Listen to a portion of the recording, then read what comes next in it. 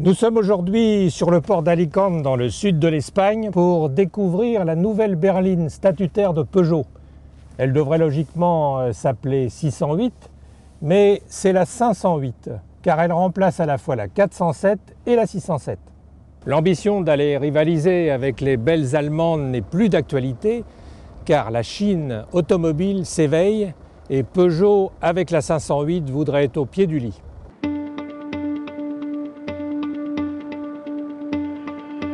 En attendant d'investir les avenues de Pékin et de Shanghai, Peugeot vise en priorité le marché européen avec une berline plus statutaire que 407 et se rapprochant du standing accueillant de 607.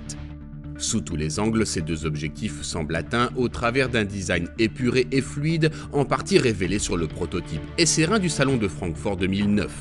C'est surtout vrai à l'avant avec ce que les stylistes appellent une bouche flottante en guise de calandre et des projecteurs félins assurant une expression visuelle élégante et dynamique. De profil, on remarque les jantes spécifiques en alliage léger et un joli pli de portière reliant les passages de roues. Ramassé et dénué de tout porte-à-faux excessif, l'arrière se distingue par les trois griffes saillantes de ses feux à LED. Dès le lancement, la 508 sera proposée dans une très séduisante version break SW, les deux variantes de carrosserie offrant le même habitacle résolument tourné vers le haut de gamme. Le cuir, les plastiques, l'alu poli, le chrome et pour la première fois, 10 ans après tout le monde, la carte main libre. Mieux vaut tard que jamais, d'autant que l'équipement de notre 508 GT apparaît réellement exhaustif. Cet enrichissement sur tous les modèles laisse à penser qu'en élaborant 508, Peugeot s'est inspiré des meilleures références du marché. Nous nous sommes donné deux cibles. Une cible qualité, donc pour la qualité nous avons pris la référence, nous considérons clairement que c'est l'Audi A4 qui est aujourd'hui la référence en matière qualité. Par contre, sur le plan commercial, puisqu'il faut tenir compte aussi de l'image de marque que nous pouvons avoir dans certains pays, la cible de référence c'était la Volkswagen Passat. Un double objectif réaliste au moment où le respect de l'environnement et donc les normes imposent des 4 cylindres de petite et moyenne cylindrée. Pour 508, pas de V6 au programme, mais en essence un 1600 cm3 turbo d'origine BMW en 112, 120 ou 156 chevaux et en diesel les 1600 cm3 2 litres et 2 litres de HDI allant de 112 à 204 chevaux pour notre GT d'essai.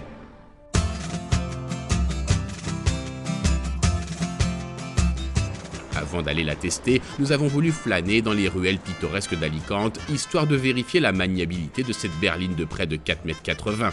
Notre 508 s'est joué du labyrinthe citadin grâce à son court rayon de braquage, à la précision de sa direction à assistance variable et à la douceur de la nouvelle boîte automatique de série. Mais chez Peugeot, la vertu cardinale des grandes routières se situe au niveau des trains roulants, la GT ayant droit en exclusivité à un train avant à pivot découplé généralement monté sur les sportives, il n'en fallait pas plus pour aiguiser notre curiosité. Sur un itinéraire cassant et sélectif de l'arrière-pays, la GT s'est montrée d'une efficacité souveraine sans chahuter les occupants, un travail d'orfèvre.